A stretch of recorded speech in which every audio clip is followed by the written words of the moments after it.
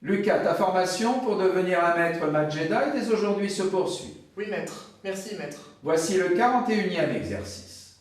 Soit A et B de réels. Grand F et grand G sont deux fonctions définies sur l'intervalle 1 inclus plus l'infini par grand F de 1 égale A, grand G de 1 égale B, et pour tout x strictement supérieur à 1, grand F de x égale l'intégrale de x à x2 de 1 sur t ln de t dt, et grand G de x égale l'intégrale de x à x2 de 1 sur ln de t dt. Déterminez A et B pour que grand F et grand G soient dérivables sur l'intervalle 1 inclus plus l'infini.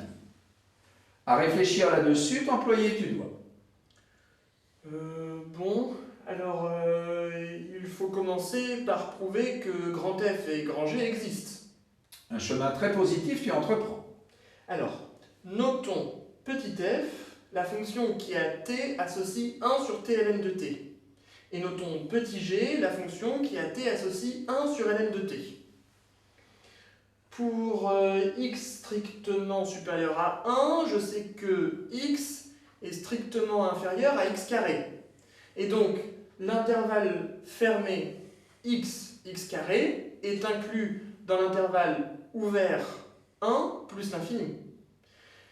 Les fonctions f et g sont donc définies et continues sur 1 plus l'infini, et donc grand F et grand G sont bien définis sur cet intervalle.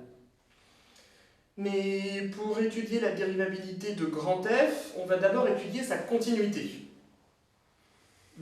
Calculons donc grand F de x pour x strictement supérieur à 1. On sait que ln' de t vaut 1 sur t, donc f de t vaut ln' de t sur ln de t. Donc, grand F de x égale intégrale de x à x carré de ln' de t sur ln de t dt, c'est-à-dire ln de t pris entre x et x carré. Pardon, oui j'ai oublié, égale ln de valeur absolue de ln de t pris entre x et x carré. Mais pour t strictement supérieur à 1, ln de t est strictement positif. Donc valeur absolue de ln de t égale ln de t. Ainsi, pour tout x strictement supérieur à 1, grand F de x égale ceci. Sur le bon chemin, tu persistes.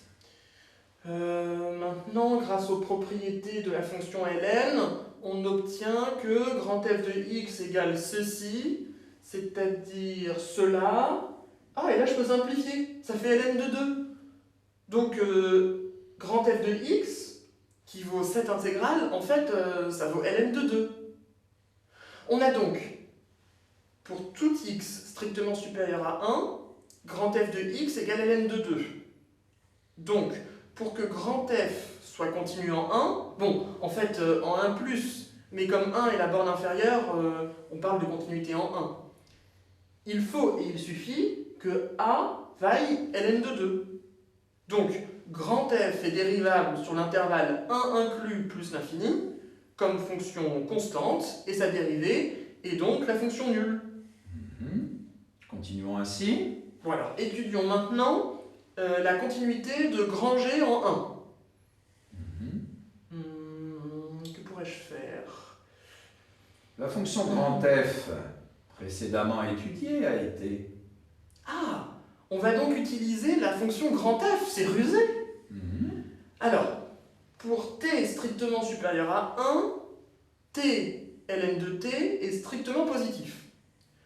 Donc, comme 1 est strictement plus petit que x, qui est inférieur ou égal à t, qui est inférieur ou égal à x carré, on peut écrire cet encadrement.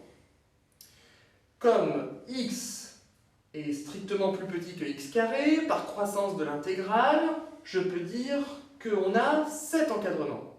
C'est-à-dire, par linéarité de l'intégrale, grand G de x est compris entre ceci et cela.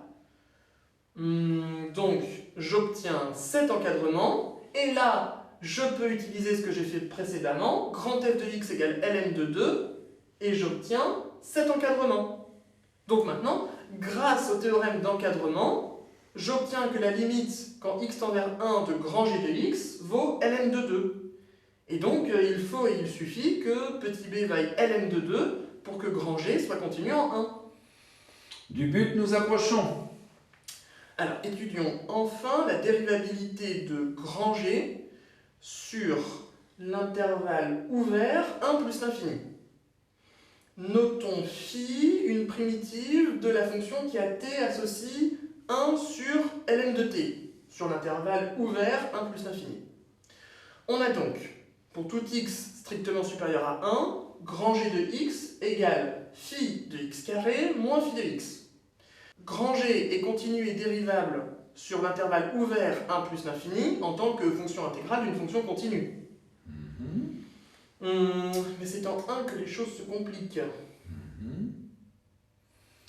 Pour étudier la dérivabilité de grand G en 1, on pourrait étudier la limite du taux de variation, c'est-à-dire la limite quand x tend vers 1 de grand G de x moins grand G de 1 sur x moins 1. Mais on sait que si grand G' a une limite finie en 1, alors grand G est dérivable en 1. Et son nombre dérivé est cette limite. Mais pour cela, ne faut-il pas ajouter que la dérivée de grand G est aussi continue? En effet, oui. Est-ce le cas? Ah bah oui. Calculons grand G' de x pour x strictement supérieur à 1.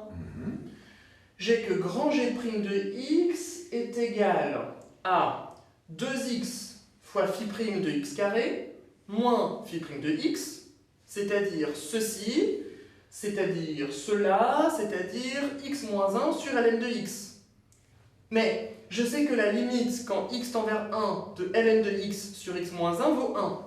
Et donc, par limite d'inverse, la limite quand x tend vers 1 de grand G' de x vaut 1.